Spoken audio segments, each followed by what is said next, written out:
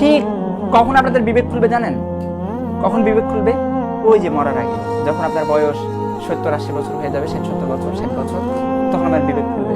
কিন্তু তখন আফসোস করে এই সময়টা পাবেন না।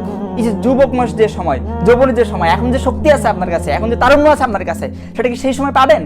এখন আপনি যে পরিমাণে ইবাদত করতে পারবেন, ওই সময় কি আপনি কি এই পরিমাণে ইবাদত করতে পারবেন? অসম্ভব। এটা কিভাবে সম্ভব? পারবেন না।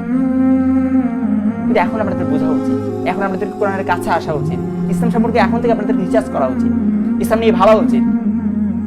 যদি এখন না ভাবেন, সামনে চরম ভাবে পস্তাবেন। একটা কথা মাথায় রাখবেন যে শুধু যারা ভালো আছে এখন তারা ধ্বংস হবে না, যারা ভালো যারা খারাপ উভয় ধ্বংস হবে। সেটা মানে হাদিসগুলোতে এমন বলে যে যারা ভালো এবং যারা খারাপ উভয় ধ্বংস হবে। রাসূল করিম সাল্লাল্লাহু আলাইহি ওয়াসাল্লামের কাছে প্রশ্ন করা হয়েছিল যে শুধু কি যারা ভালো এবং যারা খারাপ, যদি খারাপ যারা খারাপ তারাই কি ধ্বংস হবে? তিনি বললেন না, যারা খারাপ তারা সহ যারা ভালো তাদের কি নিয়েও কি হবে? ধ্বংস হবে। অশ্লীলতা যদি একবার ছড়িয়ে পড়ে কাউকে ছাড় দেবে না, কাউকে না। আল্লাহ সুবহানাহু ওয়া তাআলা আমাদেরকে বোঝার তৌফিক দান করুক, আমাদেরকে সতর্ক হওয়ার তৌফিক দান করুক। একজন মুসলিম হিসেবে আমাদের যেভাবে জীবনযাপন